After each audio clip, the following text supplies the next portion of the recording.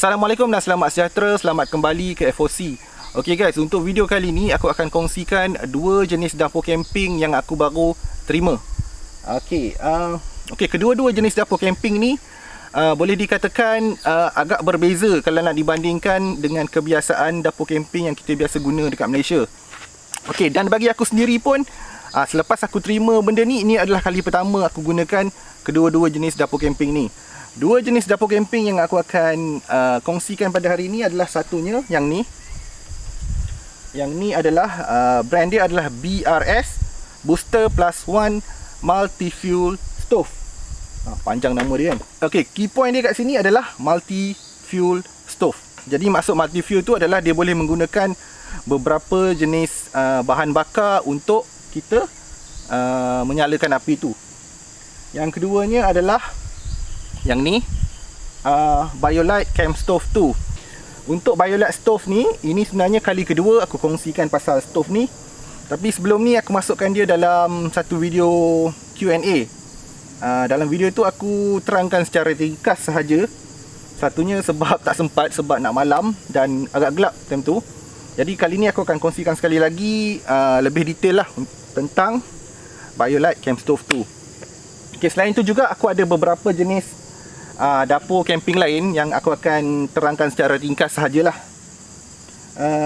Okey, jom kita start. Okey, sebelum tu aku nak kongsikan beberapa jenis dapur camping yang ada dekat pasaran. Okey, satunya yang paling simple dan yang paling murah sebenarnya adalah dengan menggunakan fuel tablets. Okey, ataupun orang panggil solid fuel, ataupun dalam bahasa Melayu dia orang panggil apa, lilin askar biasanya. Okey, untuk pengetahuan korang, sebenarnya dekat setiap trip camping aku akan bawa benda ni. Tapi aku tak bawa satu kotak lah. Aku mungkin akan bawa mungkin satu ketul, dua ketul. Sebab dia banyak kegunaan sebenarnya. Okey, satunya daripada kita boleh terus memasak dengan api daripada solid fuel ni. Solid fuel ni juga kita boleh gunakan sebagai fire starter. Especially kalau hujan, memang aku akan pakai yang ni lah. Memang sangat membantu. Okey, kedua jenis dari alcohol stove.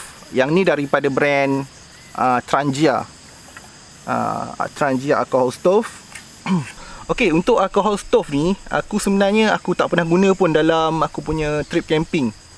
Dan aku sangat jarang ataupun tak pernah nampak sebenarnya orang dekat Malaysia ataupun kawan-kawan aku lah yang bawa ni.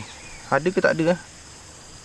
Aku tak sure, ataupun aku tak perasan lah. Tapi boleh dikatakan agak rare lah. Tak pernah. Aku tak pasti kenapa orang Malaysia tak pakai stove ni. Sebabnya aku boleh katakan stove ni dia agak compact. Dia agak compact, saiz dia kecil. Dan dalam dia ni kita akan letakkan dia punya bahan bakar. Yang ni kita gunakan spirit. Okey, nama lain bagi stove ni orang panggil dia juga spirit burner kalau tak silap aku. Tapi dekat Malaysia memang orang tak pakai. Tak tahu kenapa. Jadi kita demo sikit kot kan. Okey, sekarang ni aku nak try nyalakan alcohol stove ni for the first time sebenarnya.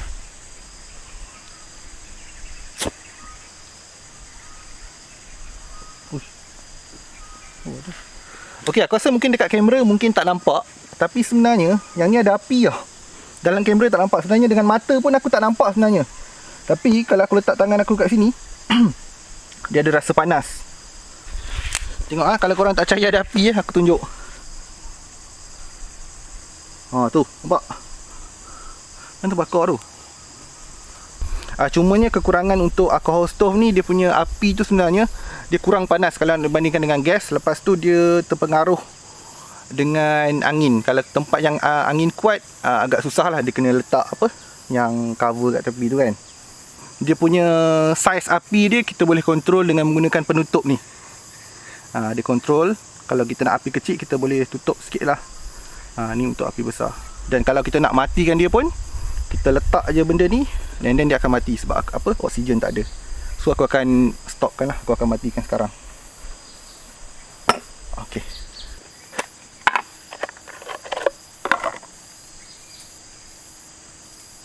Yang ni panggil apa? Yang ni panggil apa nama dia, pocket stove. Sebab dia kecil. Ni pocket stove. Pocket stove ni biasanya orang pakai dengan gas jenis butane macam ni, yang tin macam ni. Sebab yang ni dia tak ada rangka, dia tak ada body. So dia, bila pasang dekat sini, dia terus pasang kat sini, jadi gas tu bertindak sebagai satunya gas dan juga sebagai dia punya body lah, untuk dapur ni berdiri stabil, untuk kita letakkan kuali dan sebagainya dekat atas. Okey, seterusnya stove yang biasa yang ada kaki ataupun ada body yang boleh berdiri ni. Okey, ini salah satu contoh dia lah. Ada macam-macam design, ada yang petak tu ataupun yang bulat sikit tu. So konsep dia samalah. Dan biasanya orang akan pakai bersama dengan gas kanister. Okey, by the way, untuk kedua-dua jenis gas ni, jenis isobutane dengan yang jenis kanister ni, aku ada buat satu video lain sebelum ni yang aku terangkan secara detail beza antara kedua-dua jenis gas ni. Jadi korang boleh tengok video tu nanti, aku akan letak link dekat atas dan dekat bawah. Okey, sambung balik. Untuk dapur jenis yang ada kaki ni, biasanya orang pakai dengan gas ni. Sebabnya biasanya dia dah datang sekali dengan adapter. Yang ni, adapter ni. Tanpa adapter ni sebenarnya kita tak boleh guna gas yang kanister. Kita hanya boleh guna jenis isobutane. Sebab yang ni fix dengan ni sebenarnya, dia pakai skru. Okey, itu tadi secara ringkas aku terangkan dapur-dapur yang kita biasa guna waktu camping. Sebab apa aku tunjuk basic-basic dia dulu, sebabnya nanti aku nak relatekan dengan jenis dapur yang aku akan kongsikan pada hari ni, yang jenis multi-fuel stove tu. Okey, kita ketepikan semua yang tadi tu. Aku nak masuk kepada multi-fuel stove ni. Jadi apa yang dimasukkan dengan multi-fuel stove ni, unit stove ni kita boleh gunakan dengan menggunakan pelbagai jenis bahan bakar. Contoh dia adalah daripada bahan bakar cecair. Cecair pun ada banyak jenis. Yang dalam botol ni sekarang ada gasolin ataupun petrol. Selain daripada petrol, kita juga boleh gunakan kerosin ataupun minyak tanah. Selain tu juga kita boleh gunakan juga minyak diesel. Itu bahan bakar jenis cecair lah yang kita boleh gunakan dengan stove ni. Selain tu juga, stove ni tadi kita boleh gunakan dengan menggunakan bahan bakar standard, iaitu daripada gas. Kita boleh guna gas ni, kita boleh guna gas ni juga untuk multi-fuel stove ni. Cuma beza dia adalah cara kita set up lah, dan juga dia punya adapter dia. Okey, sekarang ni aku nak tunjukkan dia punya komponen-komponen dia. Satunya dia ada botol untuk liquid. Yang keduanya dia ada unit untuk gas tu sendiri, ataupun kita panggil apa, burner.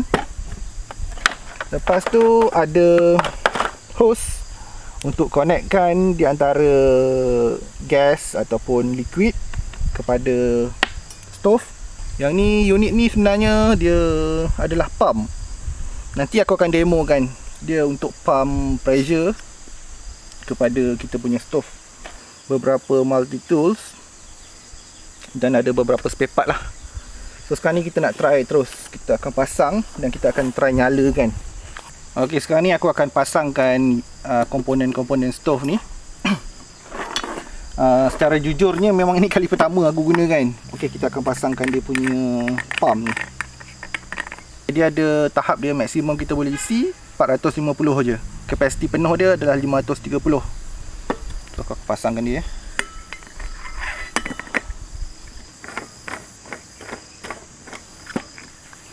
Next, aku akan pasangkan hose dia kepada stove.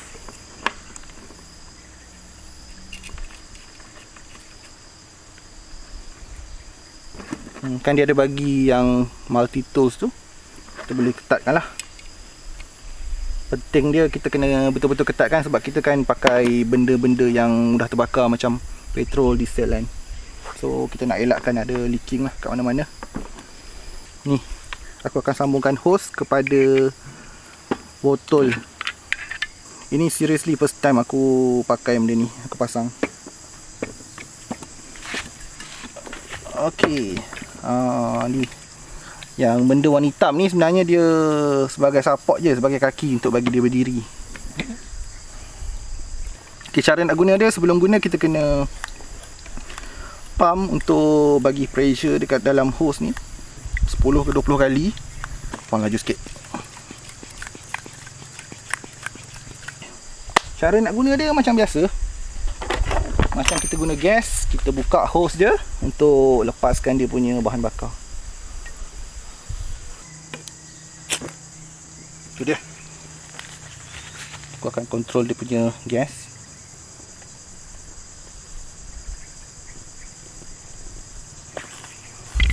Itu dia. Okey, kalau kita gunakan kerosin ataupun gasolin, awal-awal tu dia akan ambil masa sikit sebelum dia bertukar ke jadi api warna biru tu yang biasa kita guna masak kan.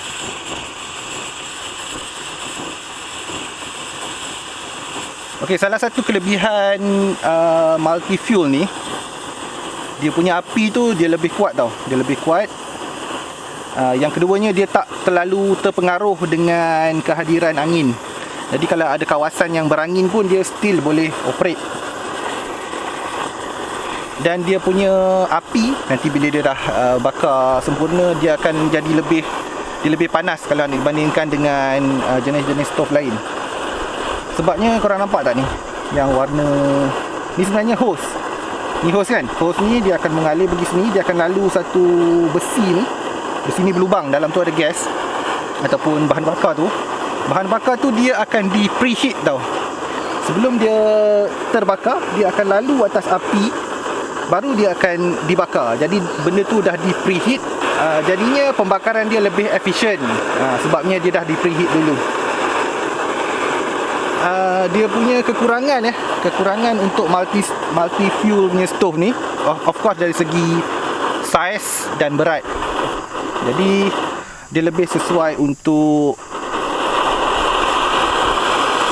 trik-trik yang korang tak menitik beratkan dari segi soal space dan berat lah.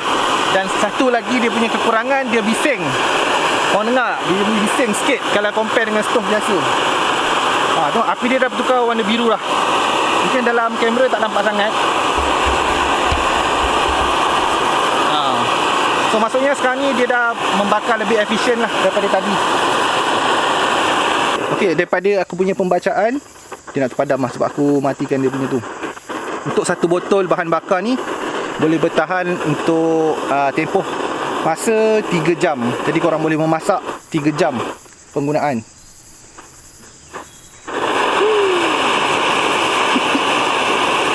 Satu lagi kelebihan dia, kalau korang pergi ke tempat-tempat tinggi ataupun korang mendaki ke puncak-puncak gunung, multi fuel punya stove ni dia tak ada masalah untuk operate dalam keadaan cuaca sejuk.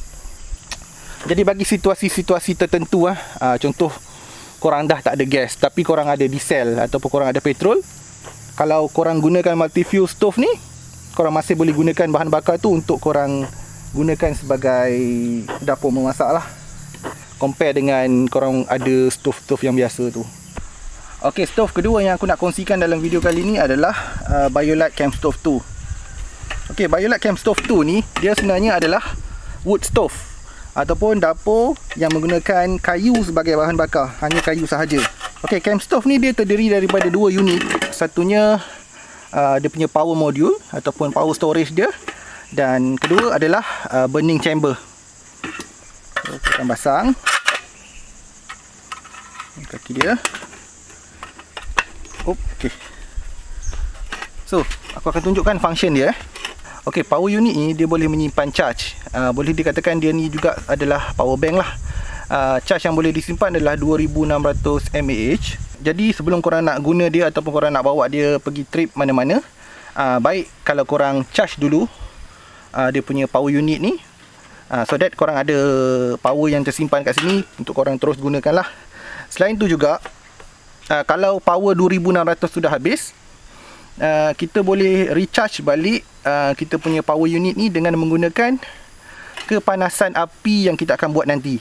Okey, jadi teknologi yang digunakan dalam Camp Stove 2 ni, BioLite Camp Stove 2, adalah untuk menukar kepanasan api menjadi satu charge yang akan disimpan dalam power unit ni. Okey, ni aku akan tunjukkan dia punya display. Okey, dekat bawah ni, kalau korang tengok, dia ada USB port. Jadi dengan menggunakan USB port ni, korang boleh charge handphone, charge kamera, ataupun dia ada bagi satu benda ni. Dia ada bagi satu lampu. Jadi kalau korang memasak, anda kata kalau korang memasak waktu malam, jadi korang boleh hidupkan lampu ni waktu korang masak. Dia ada power adjust, dia boleh tahap terang dia boleh adjust. Okey. Yang ni datang sekali dengan cam stove tu ni. Okey, aku akan terangkan dia punya display ni. Okey. Dia ada 3 display dekat dia punya power unit ni. Okey. Yang kanan sekali ni, yang warna kuning ni, dia akan menunjukkan jumlah charge yang tersimpan. Kalau kuning sampai atas ni maksudnya penuh lah. Yang tengah ni, yang ni akan menunjukkan fan speed ataupun kipas, kelajuan kipas. Dia ada 1, 2, 3, 4. Kipas ni sebenarnya nanti akan berfungsi sebagai ataupun akan membantu kita punya proses pembangkaran nanti. Sebab kan api perlukan angin kan. Yang paling kiri sekali ni sekarang tak menyala sebab tak ada api. Nanti kalau ada api, korang boleh tengok lah, dia akan nyala warna merah. Dia punya merah tu akan menunjukkan tahap kepanasan tu lah, tahap kepanasan api tu. Okey, jom kita try bakar. Aku off dulu. Okey, untuk kali ni aku akan gunakan kayu pine. Yang ni aku memang ada dekat rumah. So aku akan gunakan kayu pine ni lah, yang aku dah potong kecil-kecil ni untuk kita start api. Mula-mula kita letak sikit tak payah banyak-banyak.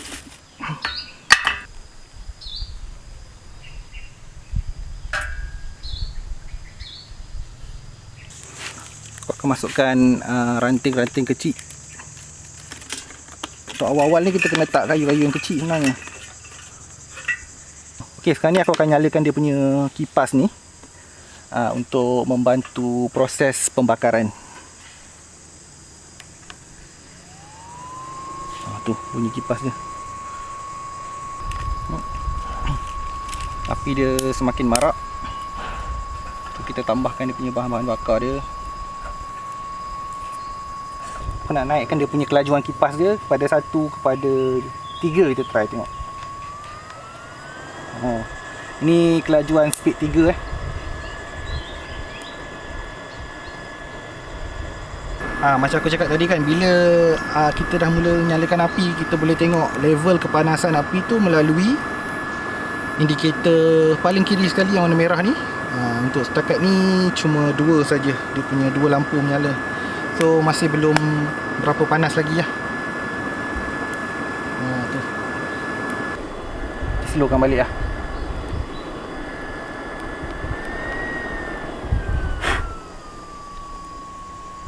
Okey, jadi aku nampak potensi dia, kita boleh jadikan dia sebagai power source ataupun off-grid power source. Let's say kalau kita pergi trip yang panjang, mungkin seminggu 2 minggu. Okey, selain kita boleh dapatkan power daripada sistem solar, kita juga boleh jadikan satu lagi alternatif daripada sistem ni. Kita boleh dapatkan tenaga juga untuk kita charge kita punya handphone, kita boleh charge power bank juga, kita boleh charge kita punya kamera. So ini salah satu option dia lah, off-grid power. Bila kita gunakan cam stove 2 ni, anda kata kalau kita dah habis masak kan, api pun dah mati, tapi sebenarnya benda ni still panas. Dia punya kipas ni still akan running sampai sistem ni betul-betul sejuk, baru dia akan mati. Maksudnya kalau kita di tengah panas tu, kita memang tak boleh buka dia lah. Kena tunggu dia kipas mati, dan kena tunggu dia punya besi-besi ni semua sejuk dulu. Okey, satu tips, walaupun kita nak dia sejuk kan, tapi korang tak boleh simbah air ke apa dekat unit ni. Dia tak boleh kena air. Okey, kayu yang kita bakar dengan cam stove 2 ni, dia akan bakar sampai jadi abu tau. Sampai complete dia punya pembakaran dia.